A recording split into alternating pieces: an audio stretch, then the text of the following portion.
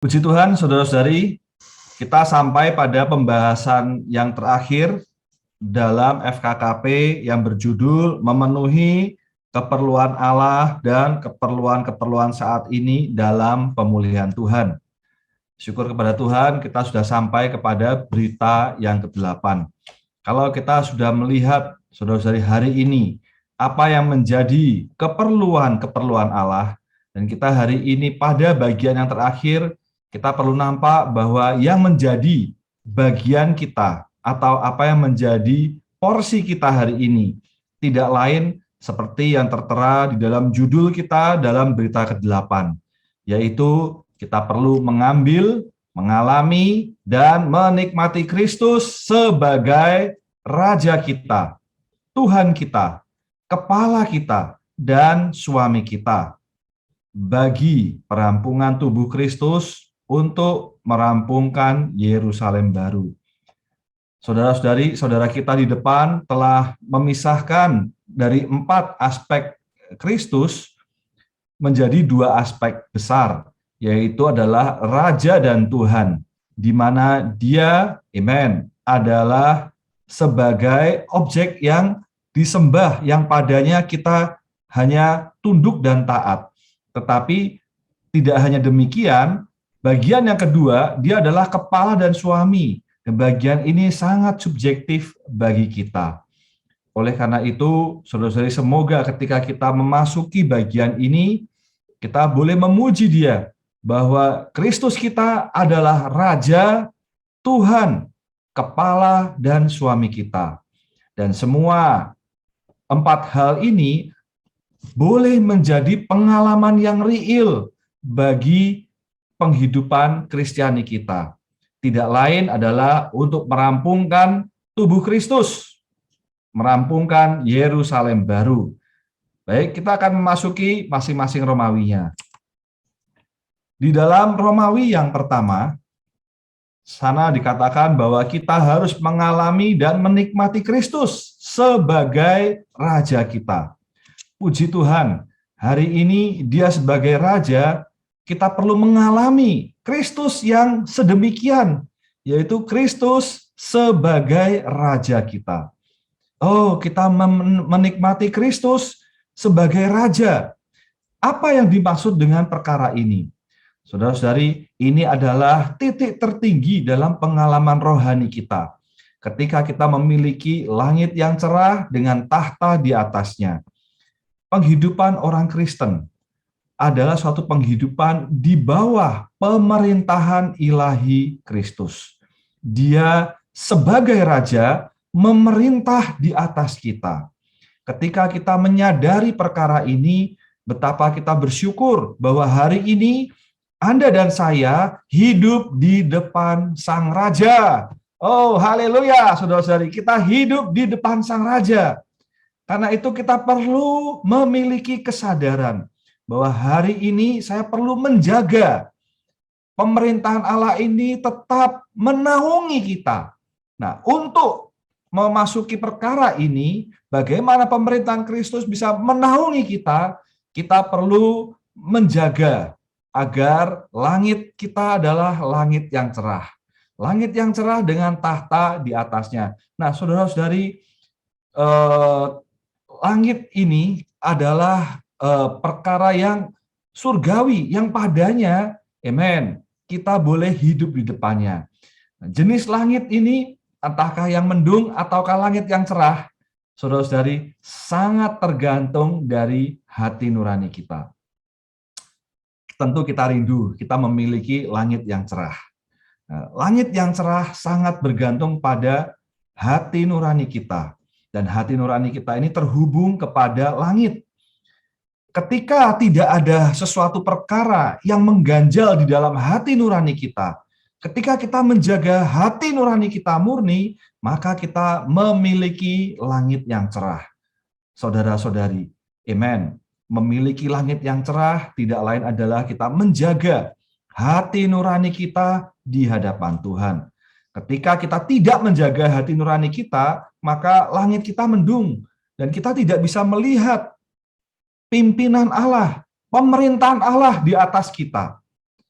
Oh, saudara-saudari, semoga kita hari ini boleh dengan spontan. Amen. Kita boleh menjaga hati nurani kita senantiasa murni di hadapannya. Ketika kita memiliki langit yang cerah, amen, di sana ada tahta Allah. Yang dengan spontan, dengan ada tahta ini, amen, dia mengatur, dia memberi pemerintahan di atas kita. Ketika kita mengatakan Kristus sebagai Raja, artinya kita mengakui dan kita berada di bawah pengaturan pemerintahan tahta. Saudara-saudari, amen. Apakah Anda sukacita berada di bawah pengaturan pemerintahan tahta ini? Semoga, saudara-saudari, amen, langit kita, langit yang cerah, yang padanya di dalam langit itu ada tahta yang mengatur, memiliki pemerintahan di atas kita. Oh, ketika kita memiliki langit yang demikian, amen, maka Allah memiliki kedudukan untuk memerintah di atas kita. Nah, untuk memiliki pengalaman demikian, maka sepenuhnya kita perlu tunduk pada otoritas dan administrasi Allah.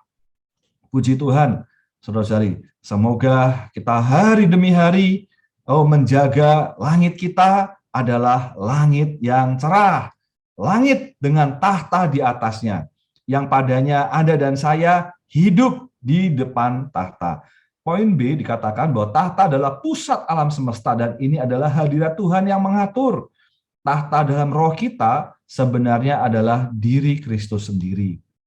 Amin. Poin C, Allah damba untuk memanifestasikan dirinya melalui manusia. Dan untuk memerintah melalui manusia, dia ingin manusia mengekspresikan dia dan melaksanakan otoritasnya. Syukur kepada Tuhan hari ini. Amen. Allah kita adalah Raja kita. Ketika dia Raja, dia mengatur. Dia tidak hanya Raja di atas kita. Dia lebih-lebih adalah Raja di atas seluruh alam semesta ini. Namun, saudara-saudari, kiranya yang pertama kali adalah kita sebagai kaum berimannya mengalami dan menikmati Kristus sebagai Raja yang mengatur, memerintah kita yang adalah umat pilihannya. Romawi kedua, saudara-saudari, kita memasuki bahwa kita harus mengalami dan menikmati Kristus sebagai Tuhan kita. Di dalam poin A, katakan kita harus menjadi orang yang hidup kepada Tuhan, bukan sekedar bagi Tuhan. Amen. Syukur kepada Tuhan bahwa hari ini Dia adalah Tuhan kita. Kristus sebagai Tuhan kita juga adalah yang dapat kita alami dan kita nikmati. Di dalam Filipi pasal 2 ayat 10 sampai 11. Di sana dikatakan supaya dalam nama Yesus bertekuk lutut segala yang ada di langit dan yang ada di atas bumi dan yang ada di bawah bumi, dan segala lidah mengaku Yesus Kristus adalah Tuhan bagi kemuliaan Allah Bapa. Saudara-saudari, puji Tuhan, Dia adalah Tuhan. Ketika kita mengatakan Yesus Kristus adalah Tuhan, maka amen, Dia adalah Tuhan kita. Dialah ya Tuhan yang padanya kita hidup dan melayani. Saudara-saudari yang terkasih di dalam Tuhan, amen, kasih Kristus tidak hanya membawa kita keluar dari dosa, tetapi kasih Kristus ini mendesak kita sedemikian rupa sehingga kita tidak lagi hidup untuk diri sendiri. Kasih Kristus yang mendesak, yang memojokkan kita, membawa kita hari ini hidup kepada Kristus. Nah, hidup di bawah kepada Kristus berarti bahwa hidup kita di bawah pengendalian, pengarahan, pemerintahan Kristus. Untuk apa? Memenuhi tujuan dan sasaran Kristus. Di dalam pengakuan kita kepada Dia, kepada Kristus, ketika kita mengatakan, oh, Yesus Kristus adalah Tuhan. Atau kita seringkali mengatakan, haleluya, Yesus itu Tuhan. Artinya, saudara-saudari, amen, seluruh diri kita hidup kepada Dia. Nah, hidup kepada Dia artinya bahwa apa adanya diri kita mengarah, mengacu, berada di bawah pengendalian, pengarahan, amen, dan pemerintahan Kristus untuk memenuhi tujuan dan sasarannya. Banyak orang berkata, aku hidup bagi Kristus. Apa bedanya? Ketika seseorang mengatakan, aku hidup bagi Kristus, lebih kepada arti bahwa seseorang itu tidak peduli apa yang menjadi kesenangan, tujuan, sasaran Allah. Yang penting diriku hidup bagi Kristus. Saudara-saudari, kita tidak hidup bagi Kristus saja, tetapi seluruh diri kita, acuan kita adalah kepada Kristus. Kita hidup kepada Kristus sebagai Tuhan kita. Amen. Di dalam 2 Korintus pasal 5 ayat 15, di sini adalah teladan Rasul Paulus yang mengatakan, dan Kristus telah mati untuk semua orang, supaya mereka yang hidup tidak lagi hidup untuk dirinya sendiri, tetapi kepada Dia yang telah mati dan telah dibangkitkan untuk mereka. Saudara-saudari, di dalam poin ini kita lebih maju lagi, bahwa seluruh hidup kita mengarah, mengacu kepada Dia. Karena kita hidup kepada Kristus. Arah hidup kita, tujuan hidup kita, apa yang kita lakukan, bukan semau atau apa yang kita suka, atau apa yang kita pikir bermanfaat bagi Tuhan, atau apa yang sekiranya menyenangkan hati Tuhan. Tidak demikian. Tetapi seluruh diri kita mengacu kepada Kristus. Apa yang menjadi sasaran hatinya, itulah sasaran hati kita. Apa yang menjadi kesenangannya, itu menjadi kesenangan kita.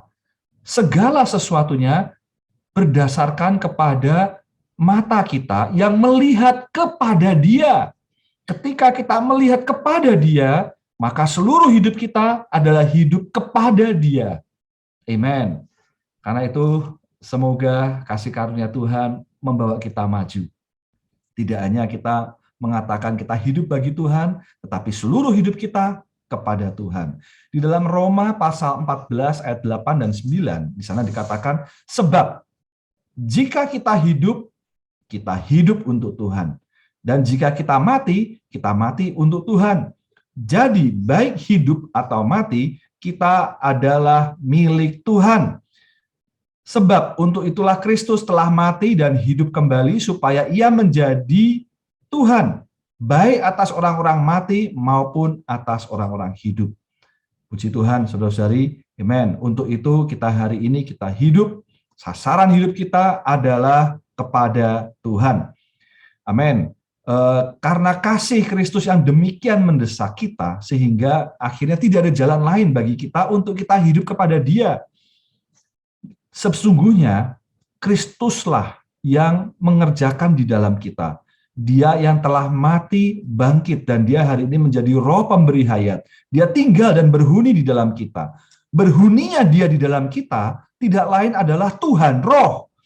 Amen. Di dalam roh kita yang memerintah kita sebagai Tuhan, sebagai Tuhan kita. Saudara-saudari, kita telah dibeli dan harganya telah lunas dibayar. Amen. Karena itu seluruh hidup kita adalah hidup kepada Kristus. Hidup kita, amen, adalah untuk memberitakan Kristus. Bukan lagi memberitakan diri sendiri. Puji Tuhan, di poin B mengatakan bahwa hidup dan mati kita adalah untuk Tuhan, kita milik Tuhan, Dialah yang kita beritakan, tidak boleh ada Tuhan yang lain.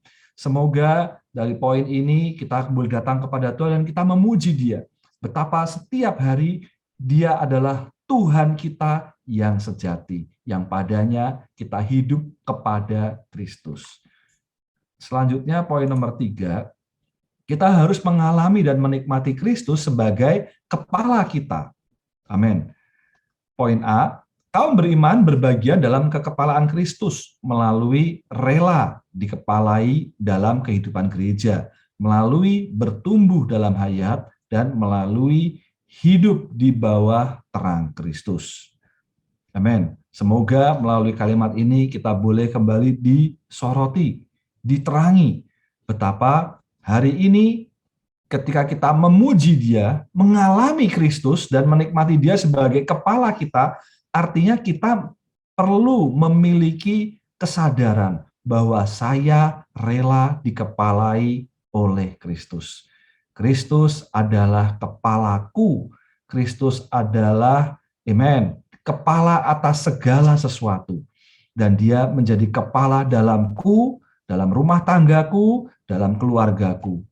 Saudara-saudari, tidak hanya dia sebagai kepala atas diri kita, keluarga kita, tetapi lebih-lebih dia adalah kepala dalam hidup gereja. Oleh karena itu, amen, kalau kita hari ini mau mengambil Kristus, untuk mengalami dan menikmati Kristus sebagai kepala kita perlu mengejar pertumbuhan hayat. Semakin kita bertumbuh dalam hayat, amen, semakin kita berada di dalam terangnya, semakin kita di dalam terangnya, semakin kita rela membiarkan Kristus menjadi kepala kita. Poin B, dikatakan, berpegang kepada Kristus sebagai sang kepala, bukanlah hanya mengambil dia sebagai otoritas unik, tetapi tetap terhubung secara intim kepadanya, sehingga kekayaan dan suplai hayatnya disalurkan ke dalam diri kita untuk membuat kita bertumbuh dengan pertumbuhan Allah. Puji Tuhan, saudara-saudari, tidak hanya membiarkan dia memerintah ya, tetapi lebih-lebih dia sebagai sang kepala, dia menyuplai kita, menyuplai dengan seluruh kekayaan kelimpahannya, disalurkan kepada kita, membuat kita boleh bertumbuh. Jadi saudara-saudari, ketika kita memuji Kristus kita sebagai kepala, dia menyuplai kita, dia membawa kita bertumbuh, dan dia hari ini membawa kita, amen, memiliki satu hubungan yang manis dengan dia. Oh, saudara-saudari, semoga setiap hari kita boleh mengambil Kristus sebagai kepala kita. Poin C, untuk hari ini kita bisa berada di bawah kekepalaan Kristus, maka kita perlu mengalami kuasa ini. Poin C mengatakan bahwa kuasa Allah yang sangat besar ini ditransmisikan ke dalam kita adalah Kristus sendiri, yang melampaui sebagai kuasa empat ganda dari Allah Tritunggal. Oh, kuasa empat ganda ini adalah kuasa yang membangkitkan dia, kuasa yang menaikkan, kuasa yang menundukkan, dan kuasa yang mengepalai. Kuasa empat ganda ini tidak lain adalah untuk pembangunan gereja sebagai tubuhnya. Dan kuasa ini ditransmisikan ke dalam kita, sehingga kita dapat menikmati Kristus dengan limpahnya. Ketika kuasa ini ditransmisikan kepada kita, amen, maka saudara-saudari, kita boleh dengan sederhana berkata amin. Kita amin terhadap kekepalaan Kristus. Kita dengan sederhana mengatakan amin, dan amin kita bukan latah, tetapi amin kita adalah kita setuju ada kuasa yang tersuplai, tersalurkan dari kepala kepada aku, kepada gereja yang adalah tubuhnya, sehingga kuasa ini menumbuhkan hayat, kuasa ini boleh menghasilkan kita semua di dalam hayatnya bertumbuh menghasilkan gereja. Dengan demikian, saudara-saudari, amen, kuasa ini, kuasa yang menundukkan kita. Kita berkata amin. Dan ketika kita berkata amin, kita tahu bahwa itu perlu kuasa. Amen. Poin D, kita harus meminta Bapa untuk menguatkan kita ke dalam manusia batiniah kita, sehingga Kristus bisa berumah dalam kita melalui iman dengan kuasa yang telah membangkitkan Kristus dari antara orang mati dan yang memberinya kedudukan sebagai kepala atas segala sesuatu kepada gereja. Amen. Semoga hari demi hari kita juga boleh mengalami dan menikmati Kristus sebagai kepala kita. Oh, puji Tuhan, saudara-saudari. Kita lanjutkan dengan Romawi ke-4. Nah, saudara-saudari, Romawi ke-3 dan Romawi 4 ini adalah satu hubungan yang sangat manis antara kita dengan Tuhan. Masuk Romawi ke-4, kita mengalami, dikatakan bahwa kita harus mengalami dan menikmati Kristus sebagai suami kita. Wah, saudara-saudari, betapa perkataan ini, kalimat ini adalah sesuatu yang sangat intim dan sangat mesra. Oh, saudari, amen. Semoga hubungan kita dengan Kristus adalah satu hubungan yang lebih lama, lebih dalam, lebih bersifat pribadi, lebih kaya, dan lebih rohani. Oleh karena itu di dalam kitab kisah, di dalam kitab Kidung Agung, di dalam Romawi A dikatakan kisah Roma dalam kitab Kidung Agung menggambarkan bahwa hubungan kita dengan Tuhan haruslah bersifat personal, mesra, bersifat pribadi, haruslah rohani. Karena itu, amen, kita perlu mengikuti teladan Abraham yang adalah sahabat Allah bagi hasrat Allah. Teladan Musa adalah rekan Allah bagi kepentingan Allah. Kita juga perlu melihat teladan Daud dan Asaf yang mencari pancaran wajah Allah di dalam dan bagi rumah Allah. Lebih-lebih kita juga perlu mengikuti teladan Tuhan Yesus yang hidup di dalam hadirat Allah tanpa henti. Amin. Kita juga melihat ada teladan Petrus yang kasihnya dipulihkan. Amin. Agar menggembalakan domba Tuhan dan mengikuti Tuhan sampai martir. Kita juga harus mengikuti teladan Paulus yang didesak oleh kasih Kristus untuk hidup dalam persona Kristus sebagai, amin, duta besar Kristus agar berkenan kepada Kristus. Amen. Puji Tuhan, saudara-saudari ya. Semoga melalui perkara ini, perihal teladan ini adalah menjadi sesuatu yang sangat real di dalam penghidupan kita. Nah, penghidupan di dalam antara kita dengan Kristus sebagai suami kita di dalam kitab Kidung Agung adalah suatu hubungan yang mesra, pribadi, dan rohani. Saudara-saudari, amen. Di bagian ini kita terus berlatih mengatakan, Tuhan Yesus, aku cinta padamu. Saudara, semakin kita mengatakan ini, hati kita akan semakin dilembutkan dan kita mengasihi Dia. Saudara, bukan dengan kasih seperti hubungan kita dengan orang lain, tetapi adalah suatu hubungan suami dan istri. Mengatakan, Tuhan, aku mengasihimu. Tuhan Yesus, aku mengasihimu. Tuhan, aku cinta padamu. Saudara, semakin kita mengatakan ini, pengalaman kita akan Dia, kenikmatan kita akan Dia. Oh, menjadi sesuatu yang kenikmatan yang personal, mesra, pribadi, dan rohani. Amen. Oleh karena itu kita perlu melatih ya kebiasaan roh kita, melatih roh kita berkontak dalam kasih Bapa, menikmati belas kasih Putra, sampai padanya kita mengalami, amen, pengaliran Allah Tritunggal di dalam kita secara total. Terakhir, saudara-saudari, saya akan menutup dengan kalimat ini. Kita perlu mengambil, mengalami, dan menikmati Kristus.